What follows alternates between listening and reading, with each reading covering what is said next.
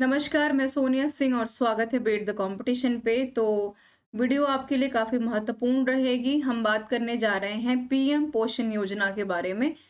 जैसा कि आप सब लोग मेरे स्क्रीन के पीछे ही देख पा रहे होंगे कि पोषण अभियान के बारे में बात कर रहे हैं। तो हम क्या-क्या डिस्कस करने वाले हैं इस वीडियो में, हम ये भी जानेंगे। और पिछले वीडियो में मैंने जो क्वेश्चन डिस्कस किया था, उसका आंसर मैं एक्सप्लेन करूँगी और आंसर भी बताऊँगी और साथ में आखिर में question of the day. Video की बेहतर सुविधा और क्वालिटी और समय की बचत के लिए वीडियो को 1.5x पे करके देख सकते हैं। तो वीडियो शुरू करते हैं। क्या है पोषण अभियान? क्या है इसका टैगलाइन? कैसे काम करता है? क्या इसकी नीड है, ऑब्जेक्टिव है? पीएम पोषण अभियान ने किसको रिप्लेस किया है और उसके बाद किस तरह की योजनाएं सामने आई हैं, और इसके साथ-साथ हम जानेंगे इसका एडवांटेज और डिसएडवांटेज भी। तो वीडियो शुरू करते हैं।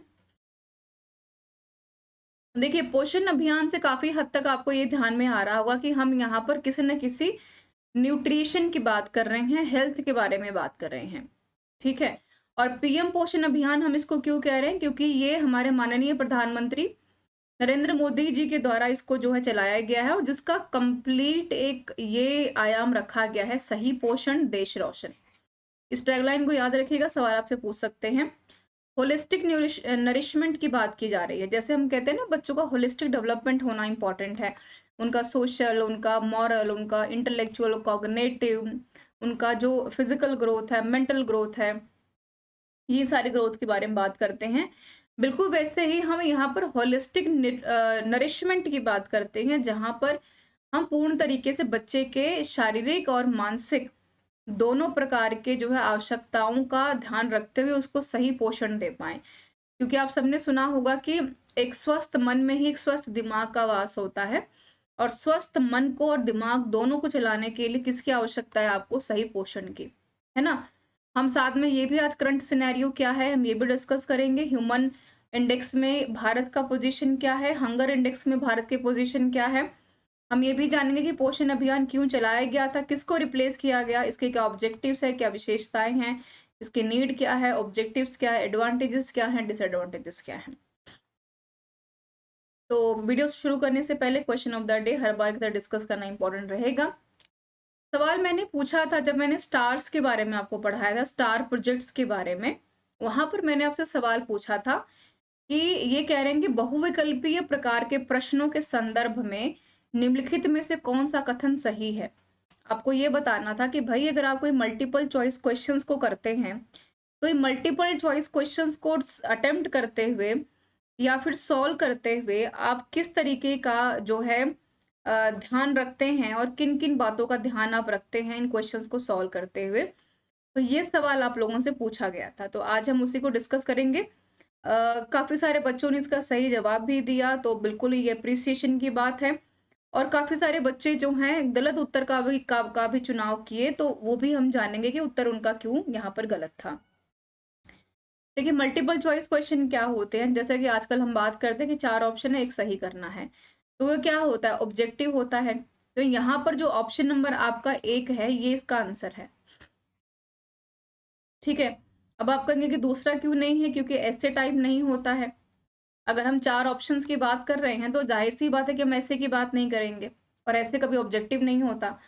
सब्जेक्टिव होता है ऐसे हमेशा, ध्यान रखिएगा। But short type questions MCQs नहीं होते हैं।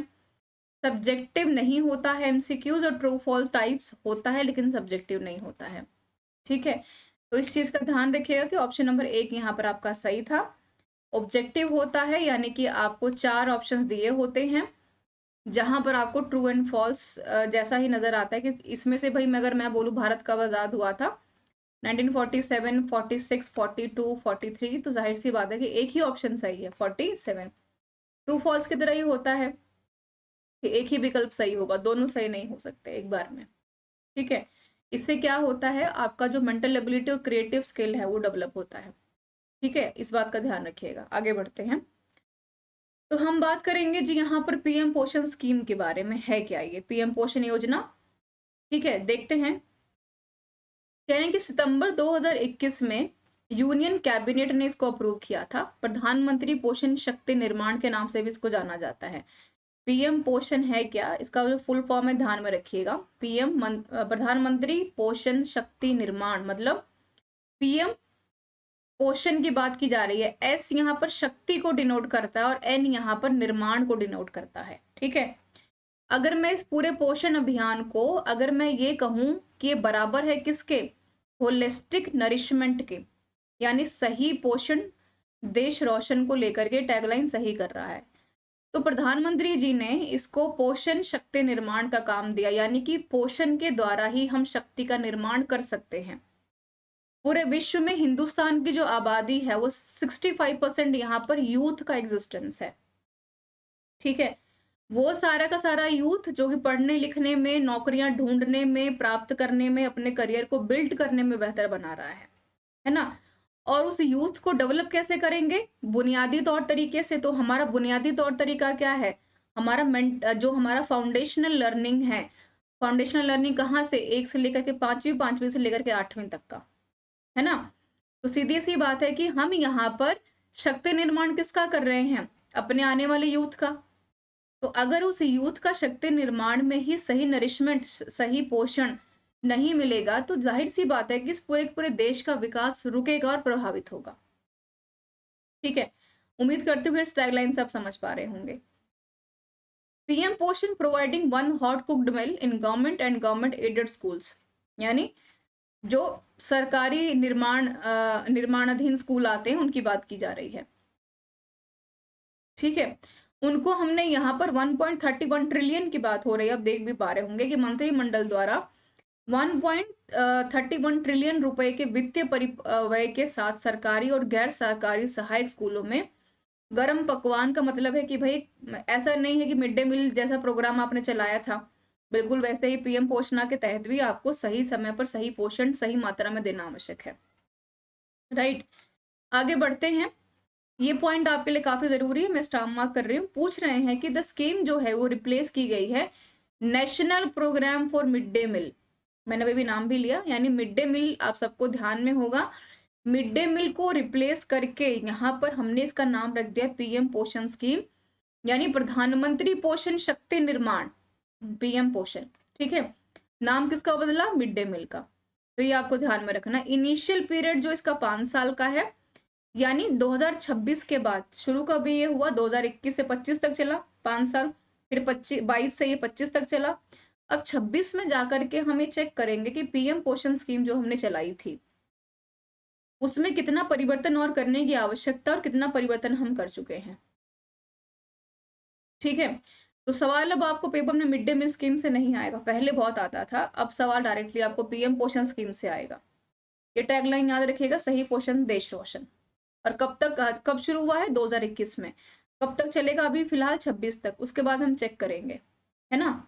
आगे बढ़ते हैं, मिड डे मील स्कीम को जान लेते हैं, क्योंकि आप पीएम पोषण के बारे में जानने जा रहे हैं 2021 के तहत।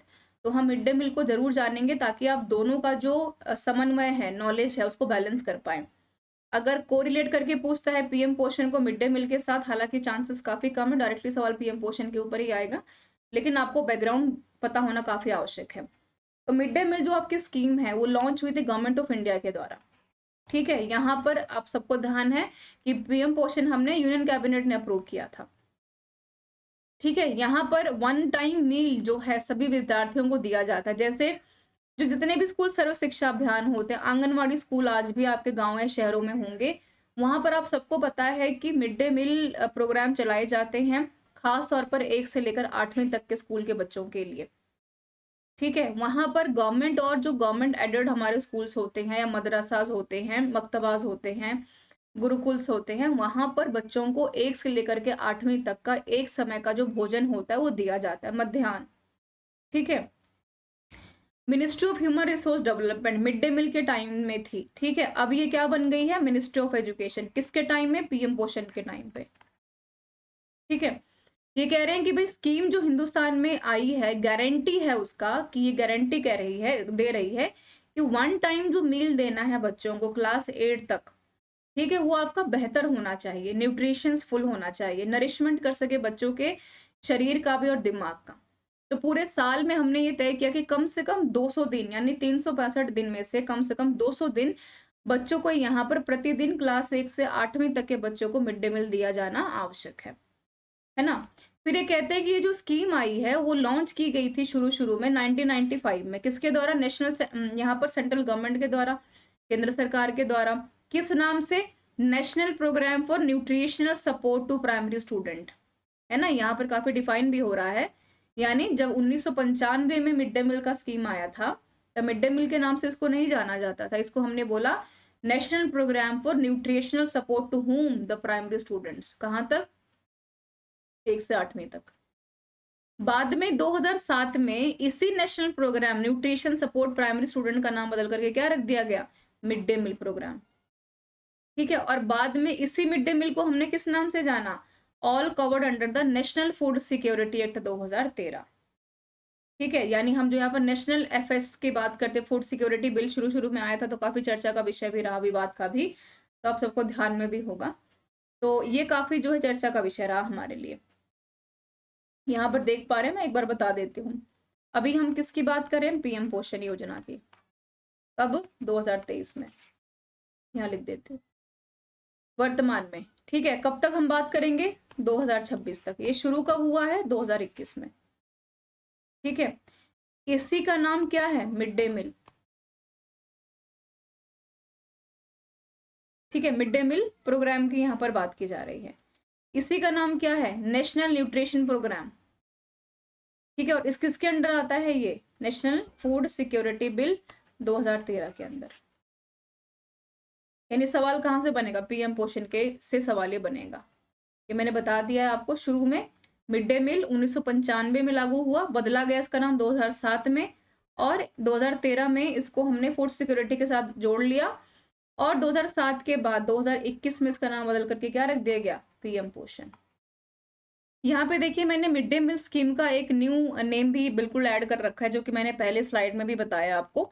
तो मिड डे मील वही वाली स्कीम है जो हम अभी डिस्कस कर रहे थे। 1995 मिड डे मील थी, 2007 में इसको लागू किया गया मिड डे मील को, 2013 में इसको फूड सिक्योरिटी बिल के अंदर ऐड किया गया, और बाद में पीएम पोषण 2022 में इसको जो है दोबारा से इसी नाम से लॉन्च किया गया। यानी कि काम जो है वही है कि 1 से 8वीं तक के बच्चों को क्या करना है? न्यूट्रिशन फूड देना है, उनके न्यूट्रिशन का ख्याल रखना है, ये सारी चीजें। कितना खर्चा किया है? 1.31 ट्रिलियन के आसपास, बहुत बड़ी अमाउंट आप देख सकते हैं। तो 11 लाख गवर्नमेंट स्कूल और गवर्नमेंट एडेड स्कूलों को यहाँ पर हमने जो है पीएम पोषण शक्ति के मिशन के अंडर लाने की बात की है, जो मेजर चेंजेस को यहाँ पर कंपेयर करता है formally existing mid day meal scheme.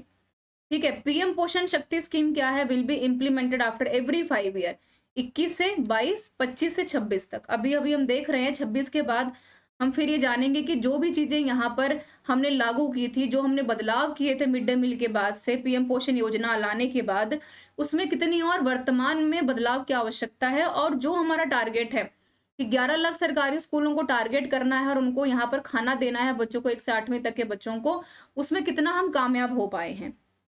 Hindi में पढ़ देती हूँ, आखिरी जो पॉइंट है कि राज्य और केंद्र वित्त वितरण की बात हो रही है ना, कि भाई सेंट्रल गवर्नमेंट की तरफ से इशू हो रहा है, कैबिनेट मिनिस्ट्री यहाँ पर कर रही है, मिनिस्ट्री ऑफ एजुकेशन की तरफ से आ रही हैं चीजें, तो जाहिर सी बात है कि सेंट्रल स्कूलों के साथ साथ जो राज्य स्तर के स्कूल हैं, जो केंद्र शासित जो प्रदेशों में हमारे स्कूल हैं, जो रीजनल लेवल पे हमारे स्कूल हैं, जो मक्तबाज हैं, जो मदरसाज हैं, जो गुरुकुल्स हैं, उनमें भी इनको लागू किया जाना चाहिए। कितने वर्ष के लिए? 5 साल के बाद उनको इम्प्लीमेंट हर साल बदला जाएगा, इम्प्लीमेंटेशन लागू किया जाएगा। और क्या कार्यक्रम समान ही रहता है, जो सामान्य राज्यों के मामले में 60 से 40% तक का अनुमान रखता है, राज्यों के मामले में 90 से 10% तक अनुमान यहाँ पर अनुपात रखा जाता है ना? कि अगर यहाँ पर 60 स्कूल हैं तो 40 में तो देना ही देना है। अगर यहाँ पर 90 स्कूल हैं तो कम से कम 90 में से जितने भी राज्य के अलग अलग मामलों में स्कूल विशेष राज्यों में आते हैं, वहां तक तो खाना पहुंचना ही पहुंचना चाहिए। ठीक है, आगे बढ़ते हैं, फीचर्स जान लेते हैं क्या है पीएम पोषण स्कीम के। ये वही स्कीम है मिड डे मील वाली, ध्यान रखिएगा। पीएम पोषण योजना की विशेषता क्या है? बहुत हद तक मैंने बताया कि प्राइमरी स्कूलों से लेकर के अपर प्राइमरी, टोटल कहूं तो 1 से लेकर के 8वीं तक के school children are currently entitled to what 100 grams and 150 grams of a school grams है, माफ कीजिएगा, 150 grams of food grains per working day each, यानी कि हर रोज यहाँ पर प्रत्येक जो बच्चे को, स्कूली बच्चे को वर्तमान में न्यूनतम 700 कैलोरी सुनिश्चित करना आवश्यक है ना? प्रत्येक कार्य दिवस में 100 ग्राम से 150 ग्राम तक का खाद्यदान हकदार है, यानी उतना तो उसको खाना देना ही देना है आपको। और कवर क्या करेगा ये? बाल वाटिका कहाँ शुरू कर दी गई? केंद्रीय विद्यालय में।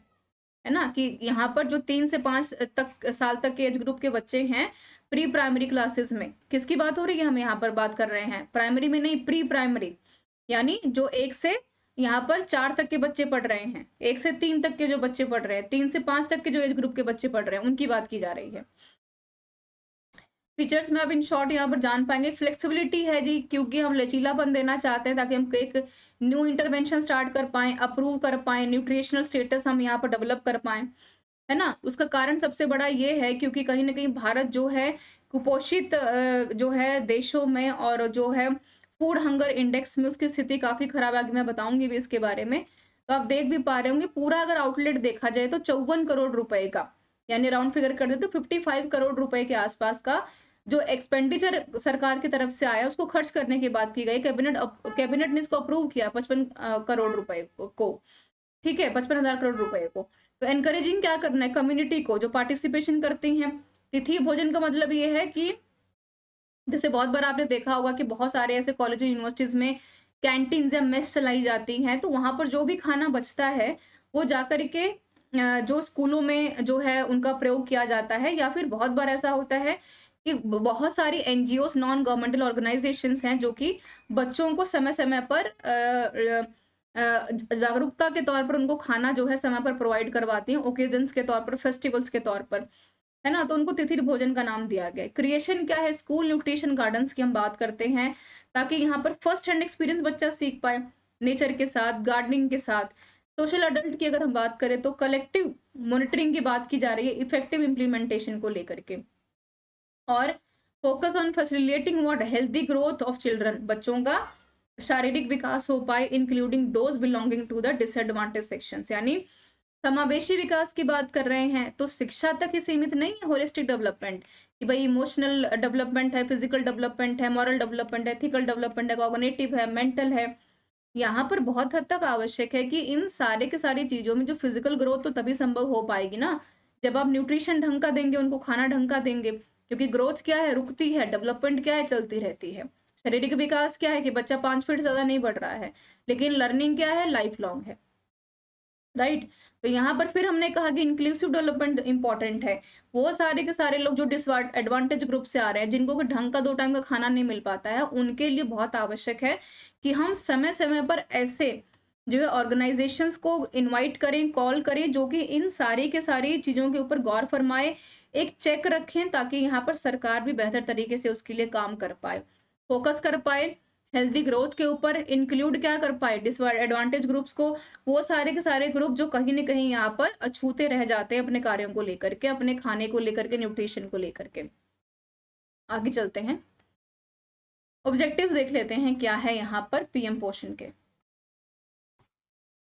ठीक है? इंक्रीज़ क्या करना है? नंबर ऑफ द एडमिशंस, है ना? बच्चों के एडमिशंस को बढ़ाना है। एक होता है ना कि चलो कई बार हालाँकि ये काफ़ी एक्सेप्शनल केसेस भी हैं कि कई बार बच्चे कहते हैं कि चलो ठीक है, खाना ही मिलेगा एक टाइम का अच्छा-अच्छा, जाके वही खा लेते हैं, तो क्या होगा? बच्चे इसी बहाने एडमिशंस लेंगे, है ना? क्योंकि उनको यहाँ पर पूरा जो 8 7 से 8 घंटे का वक़्त बिताया जा रहा है, वहाँ पर केवल पढ़ाई करनी है और खाना भी वहीं पर दिया जा रहा है। फिर हमने ये कहा कि स्कूल के प्रवेश की संख्या और उनका ठहराव बढ़ाना है ताकि बच्चे आदत डालें कि उनको रुकना है स्कूल में, भागना नहीं है। इंक्रीज़ क्या करना है? न्यूट्रिशन लेवल, है ना? इकोनॉमिक बैकग्राउंड से जो बच्चे, इकोनॉमी के वीकर सेक्शन से जो बच्चे आते हैं, उनको प्रोवाइड करें न्यूट्रिशन मील। अबॉलिश क्या करना है? Gap between girls and boys. तो आप यहाँ पर क्या कर रहे हैं? सोशल तरीके से बच्चों को जागरूक कर रहे हैं, लड़कियों की शिक्षा के ऊपर बढ़ावा दे रहे हैं ताकि लड़कियाँ भी मैक्सिमम टाइम यहाँ पर एनरोल कर पाएँ। रिड्यूस क्या करना है सिस्टम को? कास्टिज़्म जो हमारे सामने आता है कि भई अगर हर एक क्लास का, हर एक वर्ग का, हर एक एडवांटेज, डिसएडवांटेज ग्रुप का अगर बच्चा आकर के बैठेगा तो बच्चों में क्या होगा? एक कॉमन प्लेटफ़ॉर्म शेयर करेंगे बच्चे। अगर कॉमन प्लेटफ़ॉर्म शेयर करेंगे, तो कॉमन विकास होगा, पीयर ग्रुप से डिस्कशन होगा, इंटरैक्शन बढ़ेगा, सोशल कम्युनिकेशन बढ़ेगा, बातचीत करने का तरीका सीख पाएँगे और एलिमिनेट जो बच्चे हो पाते हैं क्लासरूम में हंगर से, कक्षा की भूख को खत्म करने की यहाँ पर बात की जा जा रही है कि जो बच्चे कहीं न कहीं किसी न किसी कारण से स्कूलों में नहीं जा पाते, दूरी की वजह से, किसी अन्य कारणों की वजह से, तो काफ़ी हद तक कक्षा जो है कक्षाओं में, स्कूलों में हंगर इंडेक्स को खत्म करने की बात की जा रही है, क्योंकि भारत की स्थिति हंगर इंडेक्स में काफ़ी खराब है। तिथि भोजन जो मैंने बताया आपको, कम्युनिटी पार्टिसिपेशन की बात की जाती है, प्रोग्राम चलाए जाते हैं, कोई ओकेज़न है, फेस्टिवल है, तो वहाँ पर जो नॉन ऑर्गेनाइज़ेशनल गवर्नमेंट बॉडीज़ हैं, वहाँ पर आकर के अपने जो है सामाजिक कार्यकर्ता के तौर पर काम करती हैं। आप देख पा रहे होंगे कि क्यों आवश्यकता है यहाँ पर पीएम पोषण स्कीम की। मिड डे मील की जब हम बात कर रहे हैं, फूड एंड नॉर्म्स की, तो हमने ये शुरू में भी जाना, हालाँकि सवाल आपसे नहीं पूछेगा बट रैंडमली आपको पता होना चाहिए। प्राइमरी के लिए 1 से 5वीं के लिए और 1 से 8वीं तक के लिए, माफ़ कीजिए 5 से 8 के लिए, अपर प्राइमरी क्लासेस की बात कर रही हूँ। फूड ग्रेन 100 ग्राम, यहाँ पे 150 ग्राम, 20 ग्राम पल्सेस यानी दालों की बात की जा रही है, 30 ग्राम कम से कम देना चाहिए। वेजिटेबल सब्जी कम से कम बच्चे को 1 से 5 तक 50 ग्राम, वेजिटेबल्स यहाँ पर 1 से 8 तक 75 ग्राम, ऑयल एंड फैट्स 5 ग्राम, कम से कम ऑयल एंड फैट कम से कम 7.5 ग्राम देना ज़रूरी है। यहाँ पर किसकी बात हो रही है? 5 से लेकर के 8वीं अपर प्राइमरी तक के बच्चों के लिए। ग्लोबल हंगर इंडेक्स की अगर हम बात करते हैं, जो पॉइंट ये हमने डिस्कस किया है यहाँ पर, जो एलिमिनेशन ऑफ क्लासरूम हंगर की हम बात कर रहे थे, लास्ट वाला पॉइंट, इसका सबसे बड़ा कारण ये है कि 2022 में जब आप देखेंगे, तो भारत की स्थिति यहाँ पर 107वीं रैंक रही है। किसमें? 2022 में। मैं 2022 तक का डेटा आपको दे रही हूँ अभी। 2021 में कितनी थी हमारी? 101 और 22 में कितनी हो गई? 107। यानी आप देखिए कि इंडेक्स लेवल हमारा बढ़ता ही जा रहा है भुखमरी के मामले में। पूरे विश्व में हम यहाँ पर 107वां रैंक जो है यहाँ पर एग्जिस्ट करते हैं। तो भारत की स्थिति किस जो है आयामों में आगे बढ़ रही है, कि अगर बच्चों को पूर्ण तरीके से सही न्यूट्रिशन, सही विकास ही नहीं मिल पाएगा, तो हम कैसे इंश्योर कर सकते हैं कि आप कितना भी अच्छा बॉन्डिंग क्रिएट कर लीजिए, टीचर कितना अच्छा पढ़ा ले, बच्चे कितना अच्छा सीख पाएँगे, वो काफ़ी मैटर करता है यहाँ पर। आगे बढ़ते हैं। फूड फॉर द थॉट की बात की जा रही है। कह रहे हैं कि इंडिया ने स्कोर किया 29.1 कितना 2022 ग्लोबल हंगर इंडेक्स में। यानी आप देख पा रहे होंगे कि टोटल यहाँ पर 110 तो कंट्रीज़ की बात ही हो रही है ना? और भारत कहाँ है? 107 पे। ठीक है? ये 2022 का डेटा है। 2021 में कहाँ थे हम? 101वीं कंट्री थी हमारी। हालाँकि ये नहीं पूछेगा, ये पूछ सकता है 2022 वाला। ठीक है? तो आप ये देखिए कि रैंक्ड 107 आउट ऑफ 121 कंट्रीज़ में से, यानी 121 कंट्रीज़ में से हमारी 107वीं रैंक है। 2022 की मैं यहाँ पर बात कर रही हूँ। ठीक है? तो ये काफ़ी सीरियस कंसर्न्ड है। जो आप एक्सट्रीमली जो अलार्मिंग कंट्रीज़ हैं, आप ये देख पा रहे होंगे, टॉप 50 अलार्मिंग कंट्रीज़ में से सूडान, इंडिया, ज़ाम्बिया, अफ़गानिस्तान, ठीक है? तिमोर, ये सारे कंट्रीज़ यहाँ पर एक्सिस्ट कर रहे हैं। मॉडरेटिंग में कौन है? और सीरियस में कौन है यहाँ पर? रवांडा है, Nigeria, Ethiopia, Republic of Congo है। ठीक है? आगे बात करते हैं ह्यूमन कैपिटल इंडेक्स इंडिया का क्या हाल-चाल है? यहाँ पर अगर आप देखें, तो देखिए कुल मिलाकर के कितनी कंट्रीज़ हैं? 121 टोटल हंगर इंडेक्स की मैं यहाँ पर बात कर रही हूँ। भारत की स्थिति 2022 में कितनी है? 107। 2021 में कितनी थी? 101। 2020 में कितनी थी? 116। यानी कि स्थिति को हम इम्प्रूव करने की बजाय उसको और ज़्यादा भयावह बनाते चले जा रहे हैं।